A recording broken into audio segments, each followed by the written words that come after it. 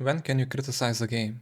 Early access, alpha, beta, maybe 3-4 years into early access, or maybe never, only when it's fully released? Well, for starters, any game can be critiqued at any point in its development, even when it's only a concept of a game with ideas and no actual playable game. For example, when Grand Theft Auto 6 is announced, you can already critique the game's ideas or design choices, knowing it's going to do similar things to past GTA games. You might say, oh, another same old dystopian American dream with exaggerated satire of modern American society. I can't wait for the sixth main entry in the series that will do the same. While the games have evolved significantly in terms of technology and tone, from the more over-the-top satire of the 3D universe, as in the third GTA, GTA Vice City, and GTA San Andreas, to the more grounded, cynical, and realism of the HD universe, 4, 5, and 6. To the core theme of a broken, corrupt, and ultimately dystopian world remains the central pillar of the series. Now, this criticism might be unwarranted since players of the GTA franchise don't want a new, innovative game. They want more of the same. So the criticism might be factually correct, but it's irrelevant since people won't care about it. In that case, the criticism is void. So let's keep going. Then the alpha build. At this stage, the game is feature complete.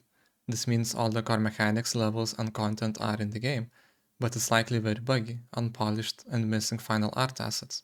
Alpha testing is often done internally by the development team and a select group of testers. For this example, let's use the Rainbow Six Siege Alpha showcase. During it, the main criticisms were the audio lacking atmosphere and the operator's pulse heartbeat sensor being considered too overpowered. In the alpha, if a player's health dropped low enough, they would enter the DBNO state. A teammate could then revive them. The problem was that this could happen repeatedly. A player could be revived, get back into the game, get downed again, and be revived a third or even a fourth time. This was a major point of criticism because it fundamentally clashed with the game's core design as a tactical high lethality shooter. The ability to be repeatedly revived reduced the tension and consequences of taking damage, making the game feel more forgiving and arcadey than a true tactical simulator. Clearly a very unfinished stage, and far from the actual release. Beta would have you believe it would be way closer than alpha. So let's look at Overwatch. The closed beta for Overwatch, which ran from late 2015 to early 2016, saw many heroes have their core abilities fundamentally changed or removed, entirely based on player feedback from the beta. Some notable ones include Symmetra. Her ultimate ability was a teleporter. In the beta, she could only place one. By release, she was given a second ultimate, a shield generator, to make her a more viable choice on defense. Her entire kit would eventually be reworked again in later patches. Hanzo. In the beta, his ultimate ability was significantly weaker and less impactful. Blizzard eventually buffed it to its now iconic room clearing state. Diva, her defense matrix ability in the beta was a limited use ability that had a long cooldown. It was completely reworked for release to be a more effective resource-based ability that could be used to block incoming projectiles more strategically. The beta had a much more basic progression system. The game had a medal system that tracked your performance and had a simple XP bar. The final game introduced the now famous loot box system as the primary way to earn cosmetic items like skins, sprays, and emotes. The beta's progression was simplified with a focus on earning XP to level up and gain these boxes.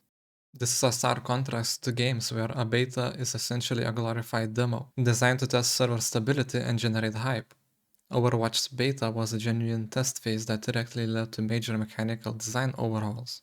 And speaking of glorified demos, Battlefield 6 Open Beta did not seem to change any major systems to launch.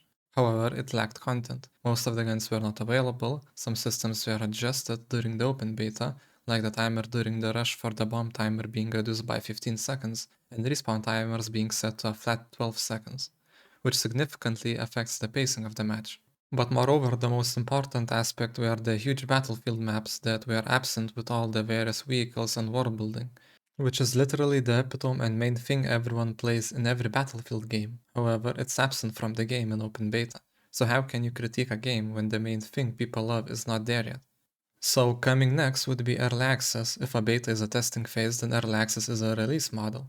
If we look at Path of Exile 2, for example, in the 3rd Edict update, they added Sprint, which drastically changes the pace of the game, reworked the gem system allowing a higher variety of builds, new content which blended more seamlessly into the endgame like Act 4, which obviously also includes a continuation of lore which is not done yet. All the stages of development mentioned lacked some critical things yet could be criticized and were. Often, because of that criticism, games improved and changed to how they were in the past, which means that you can't criticize anything and everything, but you always have to give a caveat in terms of where it is in its development. These stages of Era's game development are all playable apart from the concept phase, and all can be fun in their own way.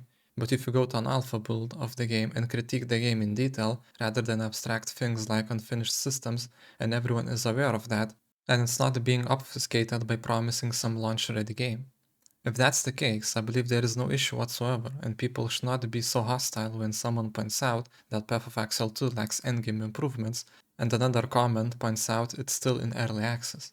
Things will change, only to be responded with I paid for this game therefore I can say it's bad and it doesn't matter if it's in a beta. Of course you can say your piece, but there must be a caveat of it being not done. We know that from the history of video games how significantly games change, and to immediately dismiss that it is not done can be very harmful to the whole image of the game, and obviously it's on them if they show a clear and finished game. It's just many games change a lot during various phases, and just like in cinematic game trailers, it should always be noted that the review was either in some developmental build or fully released, and not to just throw that aside like it doesn't matter. Sadly, games like Star Citizen greatly damage the reputation of early access games. Obviously, if the game has been in early access for over 10 years, the EA is just for show. As far as I'm concerned, any issues that such a game needs to address to get better should not be expected, and the game does not even have to be 10 years old. I believe even if a game is 5 years in early access, either the development has stalled so much it's not being worked on, or it's just a tag for the developers to look better. Critiquing a game during its development cycle is crucial for its eventual success. However, we should not expect the version shown in early access to fully represent the final release, so long as the game shows genuine promise. Saying I paid for early access, therefore it's unacceptable for the game to have these issues is fair criticism to a point.